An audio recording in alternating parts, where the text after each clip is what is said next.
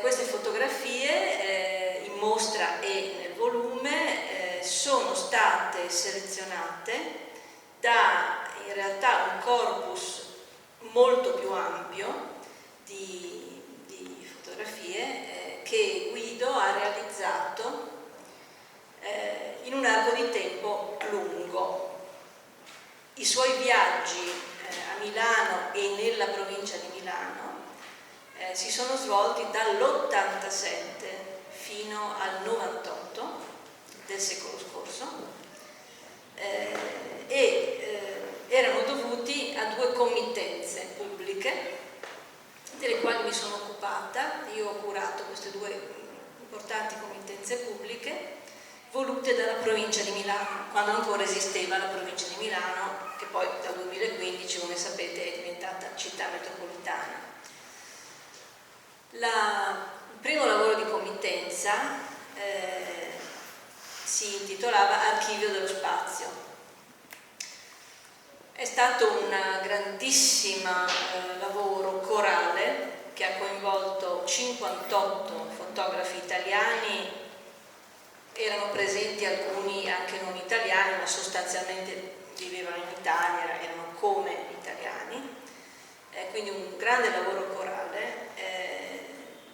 Si trattava di indagini fotografiche durate 10 anni, dall'87 al 97, quindi un progetto veramente grande, no? Davvero grande, nell'ambito di un più grande progetto che si chiamava Progetto Beni Architettonici e Ambientali della provincia di Milano, diretto dall'architetto Achille Sacconi, che adesso è un signore 94enne, molto anziano, che io ancora vado a trovare, insomma.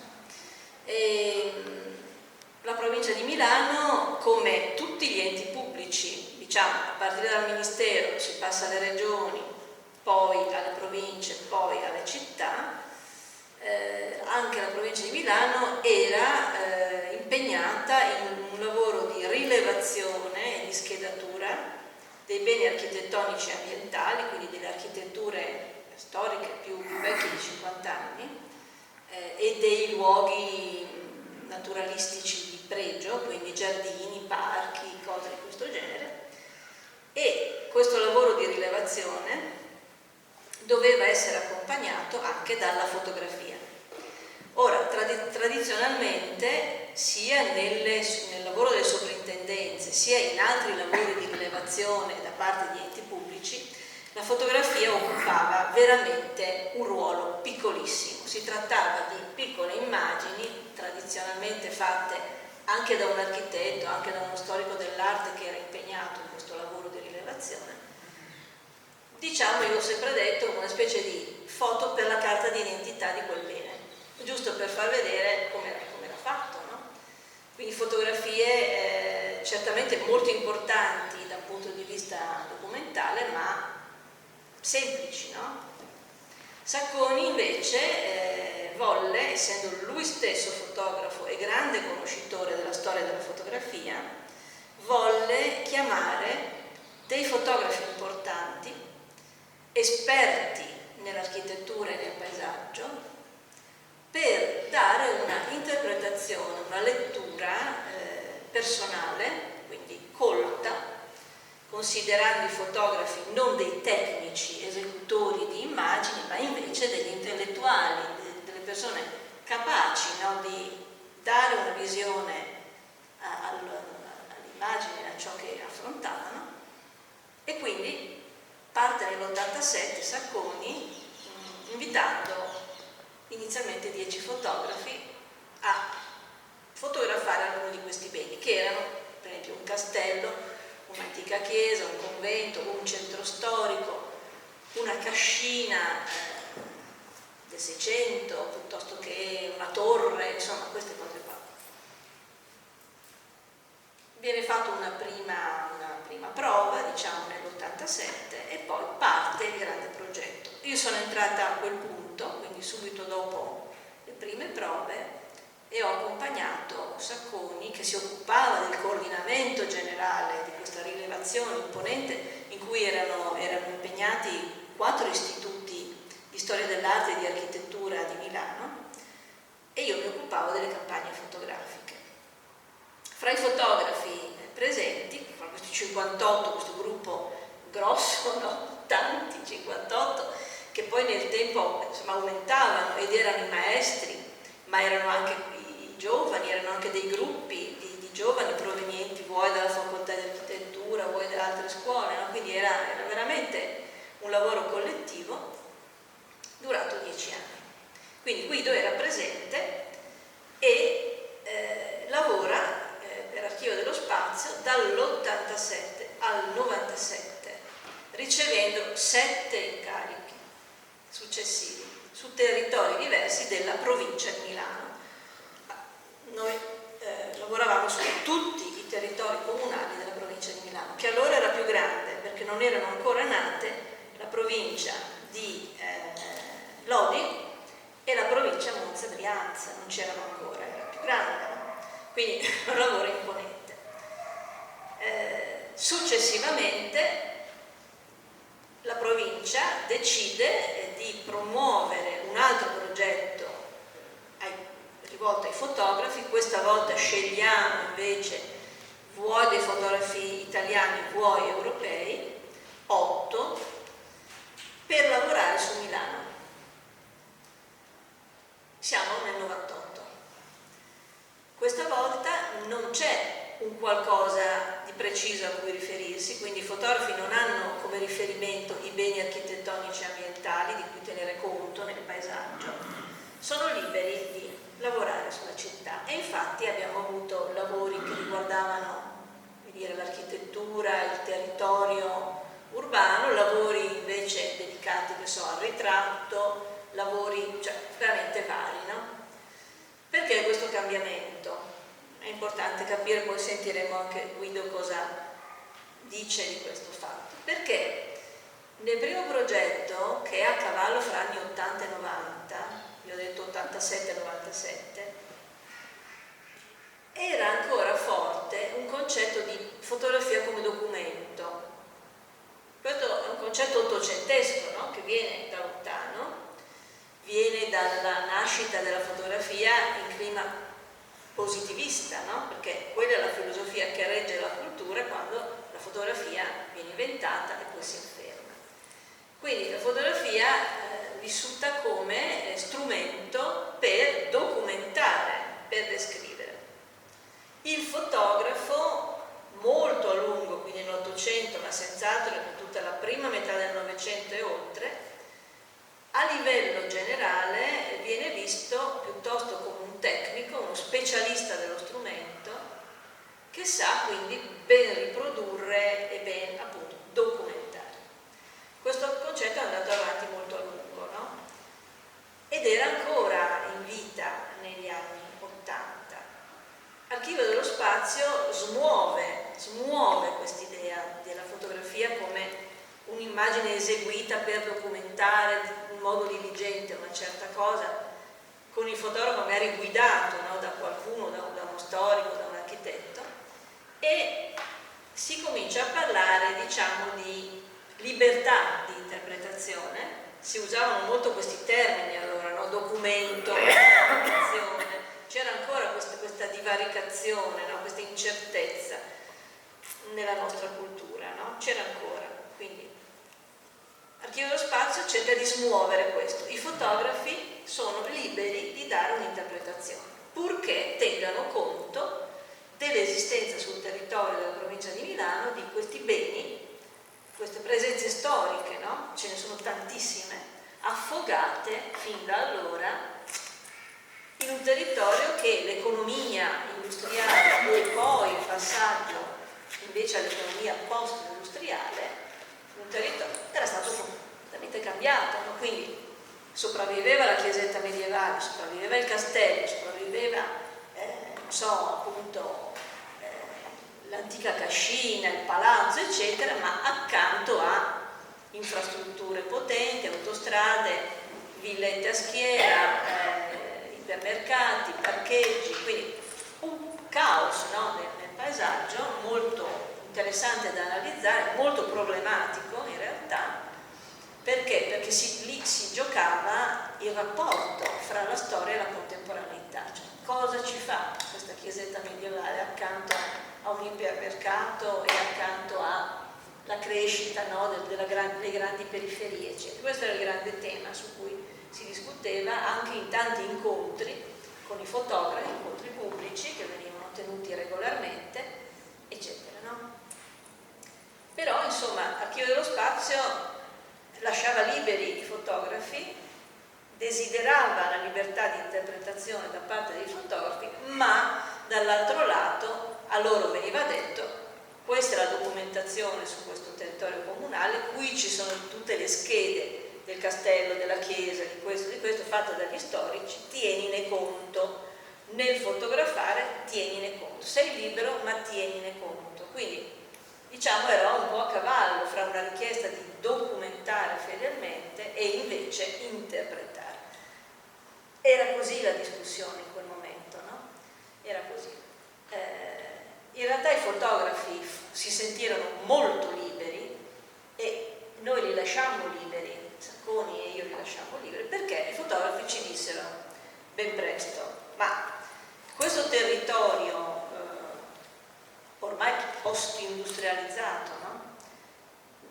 Intorno a Milano, trova la sua identità non molto nella chiesetta medievale, di più nelle grandi trasformazioni appunto provocate dall'economia. Quindi se noi cerchiamo una visione di questo territorio che ci renda conto, no, di cos'è realmente questo territorio, certamente terremo conto dei beni architettonici e ambientali, ma noi vogliamo fotografare anche quelle porzioni del paesaggio dove non ci sono i segni della storia, ma c'è solo la complessità degli sviluppi contemporanei.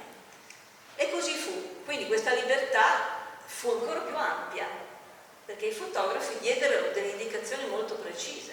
Il paesaggio è segnato più dagli sviluppi contemporanei che non dalle permanenze storiche. Infatti, se noi andiamo a guardare questo archivio, sono circa 8.000 fotografie conservate oggi al Museo di Fotografia Contemporanea di Cinisello-Balsamo, anzi il museo è nato da questo progetto. Noi vediamo tante fotografie nelle quali non compaiono i beni architettonici e ambientali. Dico ancora qualche cosa, poi passiamo la parola sicuramente a Guido. Quando arriviamo invece al progetto su Milano, siamo ormai nel 98, è passato del tempo e a livello internazionale ormai la committenza pubblica è vissuta come, diciamo, un contenitore importante in cui il fotografo, che ormai viene chiamato artista, nel frattempo si ebbe il coraggio, no, di usare questa parola anche per i fotografi, che cosa fa?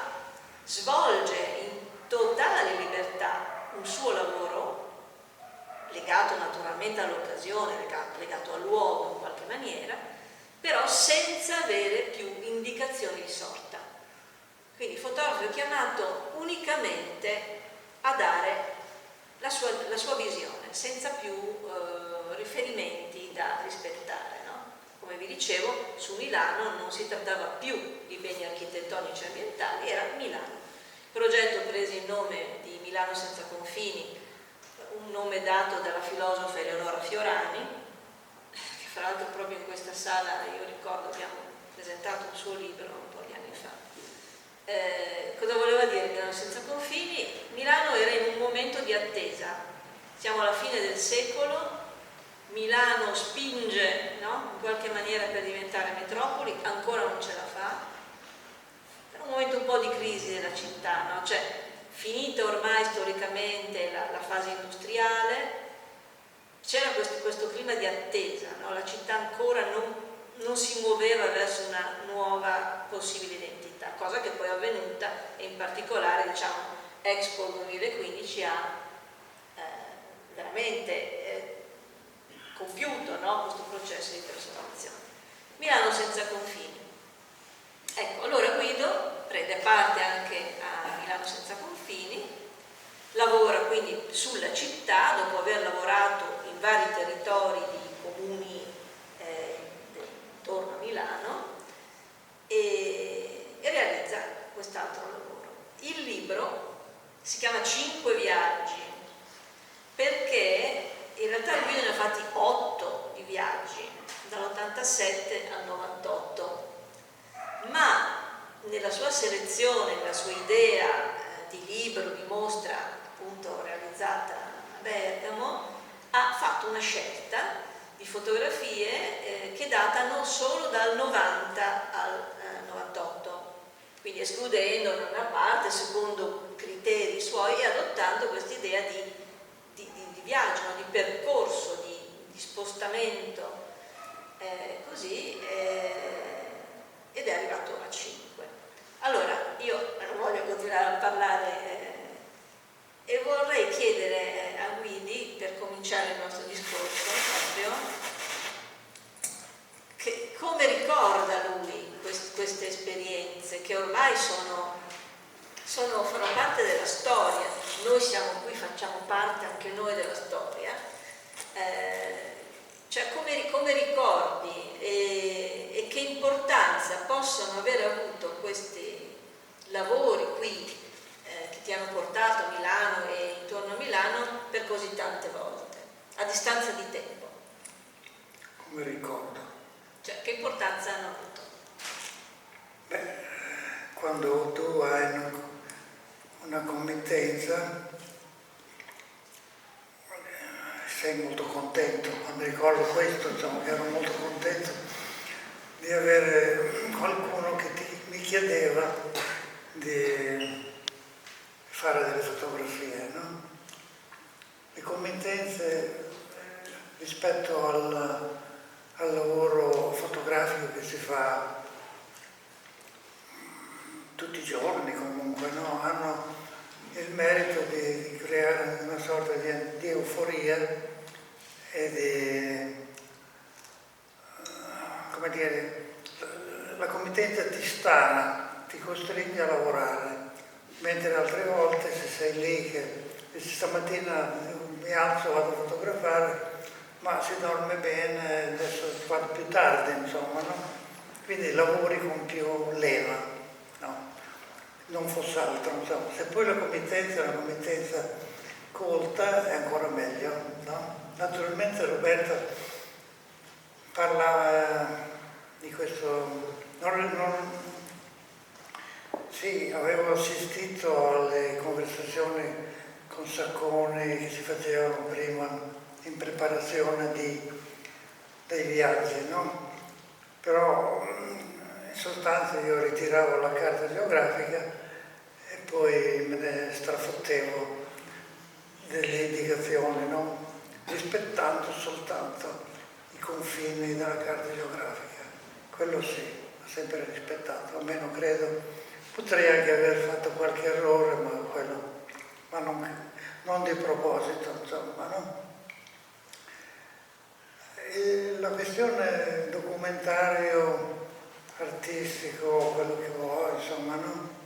È una questione spinosa e io sono sempre dell'avviso, lo dicevo l'altro giorno, l'altra volta, che citando Gregotti che scrive su un numero di Casabella dedicato quando lui era direttore di Casabella, no? Citando il tema della rivista, di quel numero della rivista era il monumento in architettura. E Gregotti, citando Foucault, almeno mi pare Foucault, diceva appunto che quello che noi possiamo fare, noi uomini, è quello di produrre dei documenti e che sarà la storia a decretare che quel documento divenga monumento. Ecco. Una fotografia, un documento, è una traccia del percorso, eri lì, hai guardato quello era un albero, era un edificio, e quello è un documento, la fotografia è semplice. Del resto anche per ricorrere a Zé quando fu interpellato da Man Ray, che gli diceva appunto che era il caso che lui stampasse su una carta più raffinata, Asia rispose: non è il caso, non è proprio il caso, perché i miei sono semplici documenti. Ecco, figuriamoci. Documento o non documento, adesso non vorrei entrare nella polemica con gli artisti che usano la fotografia, che trovo davvero sconveniente, no? Sconveniente quest'uso di questa modalità di considerare gli artisti che usano la fotografia come degni di più attenzione dei fotografi che tout court si chiamano fotografi. Ci sono poi a distinguere i fotografi o i fotografisti, come li chiama Daniel, i fotografi, i grandi fotografi, no? I grandi fotografi, come diceva Beppe Ponticcio, in un articolo che scriveva, non mi ricordo, su Repubblica, diceva appunto che ci sono sempre più grandi scrittori, ma purtroppo sono gli scrittori che cominciavano a scarseggiare. Ecco. Ci sono sempre di più grandi fotografi, ma i fotografi autentici scarseggiano. Certo, io sono ben lontana da sempre, insomma, dal discutere il documento, non è documento, questi discorsi qua, però io riferivo un po' a quello che era il pensiero circolante, no? In quegli anni lì, sì. E specialmente nell'ambito degli storici dell'arte o anche degli architetti, insomma, facilmente la fotografia era vista, diciamo, come semplice documento, perché sfuggiva, non era nota, la complessità del concetto stesso di documento, no? Che non è una piatta esecuzione, è un grande lavoro, no? Ecco, il famoso stile documentario, questa è la definizione di Walker Evans, dove unisce due cose assurde, no? Una sorta di ossimoro, stile e documentario, due cose che, diciamo, in teoria non potrebbero stare insieme, perché il documento non dovrebbe avere stile, no? Ecco, in realtà è una cosa molto complessa. Guido è un esponente importante a livello internazionale proprio di questo modo di usare la fotografia, modo di vivere la fotografia, che cos'è? Mi correggerai, usarla nel modo più semplice, diretto, no? Senza fare uso di artifici, senza mettere in gioco no? Evidenti abilità tecniche, no? Ci sono, no, dei tipi di fotografia che invece tendono a mettere in evidenza di più l'intervento dell'autore, mentre il versante documentario è più interessato a mostrare la cosa che è lì. Quindi la cosa è più importante, il che cosa, magari, che non il come. Poi naturalmente le differenze sono sottilissime e molto complesse. Quindi Guido, credo che tu abbia sempre usato lo stesso modo di lavorare nel tempo, no? Anche se intorno l'idea di fotografia cambiava, la considerazione verso la fotografia cambiava, veniva accolta decisamente nel mondo dell'arte, mentre prima non ne faceva parte, però il tuo modo è sempre stato uguale, il tuo atteggiamento. Dici? Sì, chiedo. La preoccupazione non ce l'hai stata? Sì, è stato uguale, sono cambiato nel tempo e naturalmente qualcosa è cambiato anche nell'approccio. Diciamo che forse nei primi anni, quando ho incominciato nel 55, io ho cominciato a fotografare nel 55, 54, se no avevo 14 anni. Sì. Avevo già una camera, mi avevano regalato una camera 6x6 a soffietto di quelle da una volta, no? E le fotografie che ho fatto sono una sorta di album dei miei amici, di mio padre, mia madre, mia nonna, mio nonno, i miei compagni di scuola, fotografie documentarie, no? Poi ci sono stati gli anni dell'università in cui ho usato la fotografia per fare esami di architettura, esami di storia dell'architettura, fotografando Borromini, per esempio, e facendo il rilievo di una chiesa di Borromini. Poi sono stati gli anni in cui, subito dopo, anzi ancora ero all'università, in cui ho seguito il corso mi sono deciso che volevo fare il fotografo, non l'architetto, non il pittore, no? Allora in quel periodo ho incominciato a usare la macchina fotografica cercando di indagare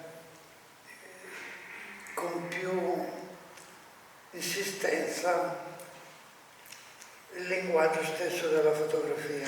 Facendo fotografie, diciamo così, più spiccatamente, non so come dire, metalinguistiche, che parlavano della fotografia stessa. In seguito ho capito che la mia storia, ho compreso, non ho capito, capito in italiano è un brutto termine, bisognerebbe sempre usare compreso. A questo proposito c'è Bruno Munari in un piccolo librettino dice appunto che il miglior modo di non comprendere l'arte è quello di volerla capire. Cosa che diceva anche Savinio diceva appunto che in francese si usa molto il termine comprendere, mentre in Italia no. E questo comprendere, portare con sé, anche se non lo si capisce appieno, insomma, no? Questo di portarla addosso, insomma, no? E ho detto, voler capire, l'arte non si capisce, si contempla, diceva lo storico bolognese, aiutami Roberto, il pazzo, quello che è morto pazzo. Francesco Arcangeli, no? La pittura si contempla e non si legge, è un po' un'esagerazione perché si può anche leggere, però questo è un discorso complicato che lasciamo perdere. Dicevo, mi sono perso. Che dopo un periodo in cui tu, diciamo in senso metalinguistico, analizzavi la fotografia, usavi, hai compreso invece che... Mi sono anche stancato di queste analisi metalinguistiche. Detto questo, poi voglio dire, il linguaggio, la lingua, però a un certo momento ho sentito la necessità di collegarmi di più alla realtà esterna che non alla realtà concettuale della fotografia stessa. E sottinteso che ogni volta che fai una fotografia parli della fotografia e in qualche modo ti rivolgi a te stesso con un medium che è quello della fotografia che in qualche modo viene a galla. Però questo aspetto mi sono trovato che mi stava venendo a noia. Ricordo anche Giulio Paolini che in una conversazione per radio a cura di Fiorella Minervino il sabato pomeriggio disse sono stufo, ma questo anche lo dice lo scrittore, Borges, no? Sono stufo di questo aspetto concettuale, come dice lo scrittore Marino, in Punto di morte, si accorse che la rosa rossa che era in fondo al tavolo non era la rosa rossa che aveva sempre dipinto, ma la rosa rossa era un'altra roba. E quindi un desiderio di partecipazione di più del reale piuttosto che della fotografia stessa, insomma. Non so se mi sono spiegato, forse no. Penso di sì, penso di sì.